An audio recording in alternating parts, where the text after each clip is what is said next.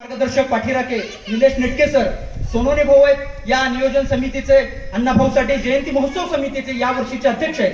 अतिशय देखणं आणि चांगलं नियोजन काय असतं हे त्याने आपल्या या सगळ्या नियोजनातून दाखवून दिलं असे ते सोनोने भाऊ. आपण सर्वजण उपस्थित पत्रकार. खरं तर आबा वाघमारेंचा, आबासाहेबांचा आणि माझा परिचय आहे तो फार जुना अशाचा प्रकार आहे. परंतु मी पुणे विद्यापीठात ज्या काळामध्ये MA शिकायला आलो त्या काळात जयकर लायब्ररीमध्ये गेल्यानंतर पहिलं पान, चौथं पान, पाचवं पान आणि ज्यावेळेस उघडून बघायचो, सम्राट पेपर वाचायचो. जर राज्यभरात कुठं माता भगिनीवर दलितावर अन्याय झाला तर त्या ठिकाणी आबासाहेब आमचे नेहमीच सातत्यानं पुढाकार घ्यायचे, अभिमानाचा ऊर भरून यायचा. अशा आबासाहेबांच्या गावामध्ये आज मी आलो, स्वतःला कृतज्ञ समजतो. त्याचं कारण दोन आहे.